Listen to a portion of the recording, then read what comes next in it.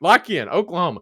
Big year for Brent Venables. Obviously, one of the coaches, in my opinion, it's probably the most talked about on the hot seat this year. Or am I wrong or no? I won't say the hot seat, but I will. think he's got the most pressure on him because, in my opinion, pressure and hot seat are two completely different things. In a way. All right, so let me give you an example. Would you say Josh Heupel is on the hot seat for this season? No. Would you say he has a lot of pressure on him? No. I would. Here's a better example. Brian Kelly. Is he on the hot seat this year? No. Does he have a lot of pressure? Absolutely. And that's where I disagree. I think he does. What? I think that's one of the situations where he's got a lot of pressure and he's also on the hot seat. All right. So let me give you another example then. Kalen DeBoer, as of right now, is he on the hot seat? No. Does he have a lot of pressure? Yes. That's valid. Yeah. So that's exact same as Brian Kelly. What do you mean? No, I think that Brian Kelly is on the hot seat. I really do. I really think he is. Okay. But Brent Venables to me falls in that category, just like Kalen DeBoer, that I think he's got a lot of pressure. I won't say he's on the hot seat right now. Okay. All right. But well, Oklahoma. I went first last time, so brother, I'm gonna let you take the reins here and see what your thoughts are on Oklahoma. New quarterback. Before we get to that, John Mateer, transfer from Washington State. He's got a lot of talent. How's he going to fit in this this offense, this scheme, and all that? Well, new offensive coordinator too, right? Yeah, new offensive coordinator. How's he going to fit there? Yet to be seen. But I do think he's a very talented quarterback. We could see a very good year from Oklahoma this year. They're going to have a good defense. They always do. Brent Venables is a defensive-minded head coach. They've got very true. Sorry. But yeah, Oklahoma this year, they're going to have talent. But what are they going to be able to do with that talent this year? That's what remains to be seen. And my biggest question here is Brent Venables going to get in the way of his team the way that he has in the past? So with that, Illinois State in week 1. That's going to be a win. We're going to see Oklahoma get a win in that game. Michigan in week 2. This game is at home. This is one of those games that's a non-conference game that I think is going to tell a lot about a team's season. I think this game is going to tell a lot about Michigan's season. It's going to tell a lot about Oklahoma's season. I don't know exactly what Michigan has, but here's what I will say. Michigan is going to be without their head coach in this game. He's suspended for the first 3 games of the season. 3 or 4, yeah. Now with John Harbaugh, when that happened, it didn't matter. But they also played teams. They played teams with no pulse. And was it Sherrone Moore, the interim, during that time when he was? Yeah. So yeah. Who's the interim going to be in this game for Michigan? I'm not sure. I'm going to give the home field advantage and the win to Oklahoma close. Temple, week 3 of the season at Temple. What are we doing? At Temple? What are we doing, Oklahoma? Ultimately, Temple's one of the worst teams in FBS, though, and Oklahoma comes out with the win. Auburn, week 4. This, I think, is the for sure turning point in the season. Hey, really appreciate the comment here from Rhonda. Thank you all for the input. Great discussion. Have a great rest of your night. You have a good rest of your night as well, Rhonda. Appreciate you tuning in tonight. Apologies for not having Malik Foreman on tonight. As Skylar I'm making him apologize next week, by the way. Yeah, absolutely. Yeah. There will be an apology. Yeah. Nah, fine. But no, we all know that things come up in life, and unfortunately, he just wasn't able to come tonight. But Auburn at home. I think this is the turning point in the season for both of these teams. Auburn gets a win here, and I think Auburn's on their way to a good season. Same thing for Oklahoma. I happen to be a huge believer in Auburn this year. And you've also got the storyline of former Oklahoma quarterback. Why am I blanking on his name now? Jackson Arnold. Yes. Former Oklahoma quarterback Jackson Arnold coming back to Norman. I think he's going to have a fantastic game, and I think Oklahoma drops this game at home. Kent Boy, State. is Boomer Sooner going to be pissed? Yes, they will. They definitely will. Oh, look, Oklahoma, again, last year, they're not used to losing at home, guys. Like, they are dominant at home. And so last year, losing as much as they did at home was kind of a shock to the senses for their fans. So if they lose to their quarterback, oh God, I cannot look. Oh, I love it. I love it. What a pick. I love this. Go on with Kent State. Yeah. Kent State, another one of the teams. They're one of the worst in FBS. Oklahoma gets a win there. Going into the State Fair against Texas in Dallas. Ultimately, Texas is a better team. This game's going to be close. It always is. But Texas is going to win this game. At South Carolina on the 18th of October. I've already mentioned I'm a huge believer in South Carolina this year. And we know as Tennessee fans how hard it is to go into Williams-Brice Stadium and get a win. I'm not sure if this game is a night game. Let me look. I'm actually on Oklahoma's website. So this game, it looks like, is going to be a noon game. It's going to be either a noon or 11 o'clock game against South Carolina. So that does change things slightly because, we all know that Williams-Brice at night, that's a difficult place to play. It's very, very difficult. It's still difficult at noon, though. And I think that South Carolina gets a win in that game. Ole Miss. I don't know a whole lot about Ole Miss this year. I do know that, obviously Jackson Dart is gone. I think that Lane Kiffin is going to have good quarterback play. I know, he brought in a bunch of transfers once again this season. Oklahoma does get this game at home. And I think this is a spot where Lane Kiffin gives one up. And I think that Oklahoma sneaks out a win in this one. Tennessee on the road. This is the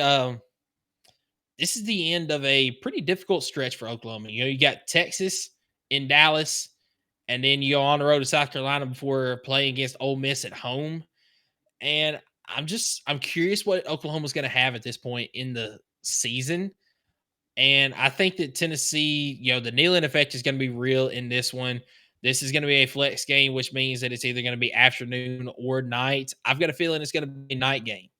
I'm not going to say that it's going to be the game of the week on ABC, but I think you're going to see this one on ESPN or ESPN2 at night, and that's going to have a lot to do with it. I think that Tennessee gets a win in this game. Bye week before traveling to Alabama. You're not going to see 2 years worth of magic in this game. Alabama's going to get a win against Oklahoma. Missouri at home on November the 22nd. Intriguing game here to me because it's a lot of unknowns for both of these teams. I do think there's a few more unknowns for Missouri right now than it is at Oklahoma. I've got Oklahoma getting a win over Missouri in this game. Okay. Last game of the season, traveling to Fayetteville, Arkansas. I think both of these teams are kind of on the same wavelength as far as talent, as far as the way their season needs to go, as far as what kind of success they need to have. I think good old cold beer there, Arkansas. Hey, that's how they end the year, bro. Okay. Yeah. Okay. So I've got Oklahoma this season going 6-6. I think it might be the game of the week just because it's Oklahoma's first time coming to face King Josh at his home turf, and it'll definitely have headline. I think it will be. So let me just take a look. I've actually got the entire SEC schedule for that week for November 1st. November 1st. For November 1st. I'm gonna say it's not gonna be the game of the week because you've got Florida, Georgia. Well, you also got South Carolina, Ole Miss that weekend. But it also depends on how these teams are doing. If Oklahoma beats Auburn and South Carolina, and their only losses to like Texas and Tennessee, kind of vice versa, like their only losses to like maybe Georgia or Alabama, and they're 6-1, 7-1, 8-1, whatever it is at that point. Yeah, I think there's a whole lot of differences in the game of the week at that point. But yeah, I think the storyline's still going to be the same though. All right, you have Oklahoma going 6-6. Yep. With that being said, in my opinion, this is a fireable season for Brent Venables. If he goes 6-6 again, his fan base will not tolerate this. What is your ceiling and floor with Oklahoma? So my ceiling for Oklahoma this year, and this is if Brent Venables It's crazy decides you have to, them going 6-6. Sorry, with a win on Michigan too, like that. Okay, if that game against Michigan was later in the season, I think that would chalk that up as a loss. But I do think being without your head coach there, like Michigan is going to be, that's going to play a big factor in that game. So my ceiling for this Oklahoma team, and I think they can reach this ceiling as long as Brent Venables does not get in his team's way, does not get in his offensive coordinator's way.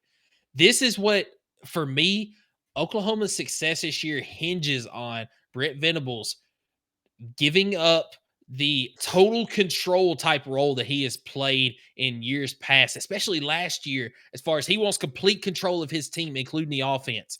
Stick to what you're strong at, which is defense. Let your offensive coordinator do his job. And I think Oklahoma has success this year. I think that starts with they get a win against Auburn, meaning that they start the season off 5-0 heading into that game against Texas and Dallas. I think that game's going to be a loss for Oklahoma regardless. I think you could travel to South Carolina and get a win in that one. And you start your season off at 7-1 heading into Knoxville. I think they can get a win against Tennessee in Knoxville as well if they've got that kind of success. Alabama, I've got chalked up as a loss. And I think they can finish the season off with a win against Arkansas. And my absolute ceiling, this is if everything goes right for Oklahoma. I've got them sitting at 10-2, knocking on the door of a playoff at the end of the season. with a huge help of their defense, 100%, and just Yes, improvement on the offensive side of the ball. absolutely. My floor for Oklahoma this year, 3-9. Yeah, see, and that's where that's Oklahoma. This is how you know Oklahoma's just question marks everywhere. Because of that wide range, a 3-9 to 10-2, you just don't know with the changes that they made, is it going to work or not? So we're kind of purely guessing here. And it's not like we follow these teams the way we follow our team, so we really don't know to the exact extent like what their offense is looking like right now. We know the defense is going to be good because that's just how Brent Venables is. But like, yeah, 3-9 to 10-2, and you're going with a safe 6-6. So, we talked about last week. I've got a couple of teams that I think could have a very high ceiling and a very low floor. Oklahoma, and I have not made a prediction for every single team, but I would argue that Oklahoma's got the biggest ceiling and the lowest floor for me this season. Yeah, I think the biggest. Yeah, right on. Well, all right, White. I'm gonna get on with mine. I think Oklahoma this year is going to separate our predictions dramatically. I think me and you kind of view Oklahoma a lot differently, but that's not a bad thing because I think we view them the same in a lot of ways. But I think I just have some of them 50-50 games going a little bit more fortune for Oklahoma. And here's kind of what I am talking about. Now, obviously, they start the year off with Illinois State. Michigan, I am also going to give them the win, but not in the ways that you describe. I think this has nothing to do with the head coach not being there. I think this has everything to do with this is a defensive battle game. Michigan, tough defense. Oklahoma, tough defense. I think right now, even with the changes that I don't know about in Oklahoma, I think they've made more offensive changes for the better than I think I know about Michigan. So this is also a home game, or is it neutral site? No, this is you talking about Temple? No, I'm talking about Michigan. Oh, Michigan. No, that's a home game for Oklahoma. It's Right in on. Norman. Okay, so a home game for for Oklahoma against Michigan. I'm going to give Oklahoma the win, purely based off defense. Right, that's kind of how I'm picking that game. At Temple, yes, I'm giving them the win. Hosting Auburn, yes, the storylines are going to be absurd. Jackson Arnold coming into town. Hugh Freeze ain't that guy. I'm giving Oklahoma the win there as well. Going to Kent State, you get the dub there. And this is what I can see. You have the turnaround that Brent Venables needed. You're going into Texas, Red River Robbery, undefeated, 5-0. You have your fans locked in the way you need. You've got Texas is probably going to be right there with you. And this is all you could ask for as an Oklahoma fan. I think they do have the potential, if they start the year like this, depending on what it looks like, they do have the potential to knock off Texas, not because of talent. I don't think they're there yet, but because of the rivalry itself. I can't predict it, so it's a loss. But I think this is still all you could ask for Oklahoma. Now, they're going to say, heck no, our season's toast if we don't beat Texas. And, I hear you, but Ohio State fans said that last year too, and they still won the Natty. I'm not saying that you're going to win the Natty, but I'm just saying there's more to live for than one game. And I still think that this can count as a success for Brent Venables, and you can still be on that upward trajectory that you want to be on. At South Carolina, fortunately, with all that fancy feathery talk, I'm going to give you your second L in the row right there. Being at South Carolina, I think that's a tough game, and you come off a very emotional game against Texas. However that gets played, I still think South Carolina will get the better end of you, but you got Ole Miss there. I'm actually going to give you the win against Ole Miss. I have no idea who's coming in for Ole Miss. Lane Kiffin, I think Ole Miss and Lane Kiffin are going to actually take a step back this year. I agree with you on that. Now, I just think the defense is going to hold Ole Miss in check at home, maybe a night game here. So I'm going to give Oklahoma the dub there. They start out 6-2 going into the final third of the season. And then this is where it would set up a really good storyline to go at Tennessee. Tennessee, I could very much see them being 6-2 at this point too. Yeah. Who knows? Or if the bye falls in a funny way. I'm not looking at their schedule, but they might be like 5-2 or 7-2. I don't know. But either way, playing at Tennessee, I'm going to show the boys some love here. I think we get the dub against Oklahoma for the second year in a row. I think as good as Oklahoma's defense is, I have that much faith in Tennessee's defense that I think they're going to be better than So you need to Oklahoma's swap defense. that around then. You gave Oklahoma the win on that one. You're right. I said win and hit the W. Sorry. And the fact that tab is orange. I want to point that out, by the way. That tab is orange on the thing. You know what I'm talking about. They don't know what I'm talking about. I know what I'm talking about. So, my bad. I seen orange. I seen the W. My fault. So, yes, thank you for that catch. I'm giving Tennessee the dub. I said it right, though. So, if you're listening, that's all you need to hear. I think Tennessee's defense is going to be elite this year, just like they were last year. And I think it's all but guaranteed you're getting more production from the quarterback spot, no matter who it is. Agreed. Here's the catch. You can't fall off on the run game. Agreed. So I'm giving Tennessee the dub there. Alabama in the revenge game. I mean, come on. That's a loss. Going to T-Town, you ain't getting that. You ain't getting that one. Missouri, though. Missouri's a tricky team. I still think Oklahoma has a lot to play for. And at this point, Brent Venables has a lot to play for and coach for. And so I'm going to give the dub to Oklahoma, to Missouri. And I think they're going to finish the year with a dub against Arkansas, and Oklahoma 8-4 on their season and their second year in the SEC. This is why I said I think we have dramatic differences here. I think their ceiling here. I think their ceiling is still only 9-3. And the reason why is I think maybe they beat South Carolina or maybe they beat South Carolina and Texas or Tennessee, but they lose to Michigan or something. I don't think it's in the cards for them to go any better than 9-3. In my humble opinion. I think regardless, Texas is going to be tough. Tennessee is going to be tough. Alabama is going to be tough. Oh, by the way, you're on the road on two of those and mutual site at one of them. South Carolina is going to be tough. You're on the road on that one. And then I'm not going to discredit Arkansas in this matchup, at least. Arkansas on the road at Arkansas. Who knows what they're playing for at that point in the end of the year? I don't know. I'm not going to discredit that. So I think ceiling for Oklahoma is 9-3.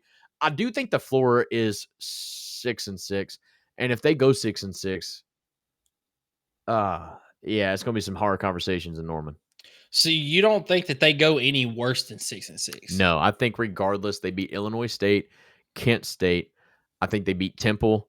I think at that point, you go to your 50-50 matchups, and I think they find 3 out of 7 games. I think they find 3, maybe win just under half of them. And you know what? I think I agree with you on that. I don't think that they go worse than 6-6. This is Oklahoma that we're talking about. Yeah. But I also, that's why I've got their floor at 3-9. Well, you got their floor and 3-9. Situation. You got their, I mean, and per the definition, floor, it doesn't work out. They lose to Michigan. They lose to Auburn. They're going to Texas. They lose to Texas. At this point, is Venables even still there? Do they have a lot to play for? And then they could lose to South Carolina, Ole Miss, Tennessee. I mean, they could literally fall off the. I could see that. But this is Oklahoma that we're talking about, and I agree with you. I think that they find some way to pull out 6 games somewhere. I think they made too many moves in the offseason to not. So I think no worse than 6-6, no better than 9-3. That's kind of a tight window, but that's kind of how dead locked in I am on Oklahoma and the field I have around that program. 8-4. That's my final call, and that